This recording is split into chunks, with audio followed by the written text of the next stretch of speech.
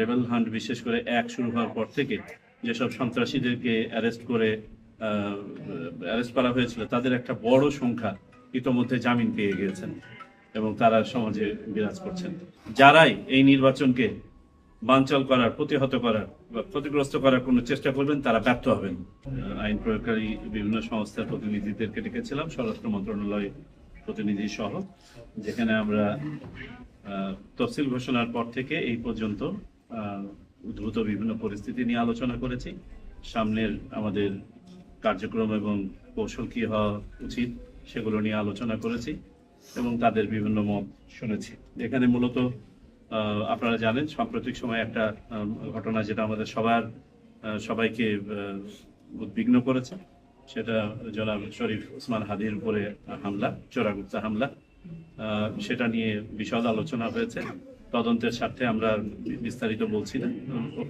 সেখানকার আভ্যন্তরীণ কিছু বিষয় সম্বন্ধে আমরা অবহিত হয়েছে, যেগুলোর সাথে নির্বাচন এবং নির্বাচন কমিশনের স্বার্থ জড়িত। তবে এখানে কয়েকটা বিষয় উঠে এসেছে যে ব্যক্তি এটার সাথে যাকে শনাক্ত করা হচ্ছে সন্দেহভাজন হিসেবে, তিনি বেশ কিছুদিন ধরেই একটা সখ্যতা গড়ে তুলে অত্যন্ত কাছে গিয়েছেন। এটা একটা বিষয় সামনে এসছে। দ্বিতীয়ত হচ্ছে যে তার একটা পাস্ট আছে, পেছনে তার একটা পলিটিক্যাল অ্যান্টেসিডেন্টস আছে এবং তার একটা ক্রিমিনাল রেকর্ড আছে। এবং সেটা নিয়ে আলোচনা করতে গিয়ে যেটা আমরা জানতে পারলাম বিভিন্ন আইন শৃঙ্খলা রক্ষাকারী বাহিনীর কাছ থেকে, যে রেবেল হান্ট বিশেষ করে এক শুরু হওয়ার পর থেকে যেসব সন্ত্রাসীদেরকে অ্যারেস্ট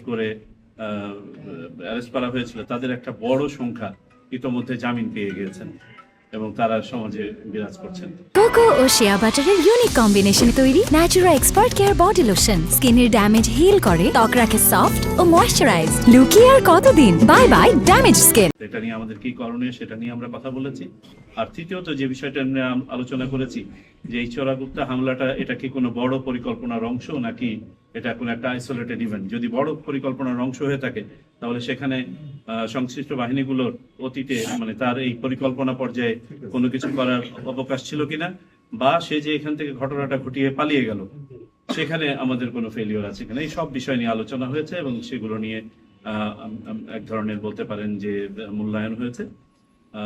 যাই হোক, পাশাপাশি আরো যেসব দুই একটা ঘটনা ঘটেছে, আপনারা জানেন দুটো উপজেলা পর্যায়ে নির্বাচন অফিসে আগুন ধরিয়ে দেওয়ার মতন প্রচেষ্টা হয়েছে, যদিও বা সেটা ফেল করেছে এবং সম্ভবত সেখানে একজন ছিল নাকি, আমরা সিসিটিভিতে যেটা দেখতে পেয়েছি একজন।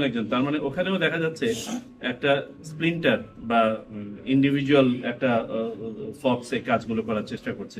তো এখান থেকেও একটা ধারণা পাওয়া যায় যে চোরাগুপ্তা হামলার সম্ভাবনা, আমরা এগুলোকে উড়িয়ে দিচ্ছি না, সামনেও যে এটা সম্ভাবনা নাই তাও বলছি না। তো আজকের মূল উদ্দেশ্য ছিল যাতে করে এই ধরনের হামলার ঘটনার পুনরাবৃত্তি না ঘটে বা এগুলো যাতে কঠোর হস্তে দমন করা হয়, যদি সে ধরনের ঘটনা ঘটে তারা যেন ধরা পড়ে। আর পাশাপাশি একটা মেসেজ সকল বাহিনীর পক্ষ থেকে সমস্যায় এসছে, যারাই এই নির্বাচনকে বানচাল করার, প্রতিহত করার বা ক্ষতিগ্রস্ত করার কোনো চেষ্টা করবেন তারা ব্যর্থ হবেন এবং যেখানে যতটুকু দৃঢ় হওয়া প্রয়োজন সকল বাহিনী ততটুকু দৃঢ় হবে।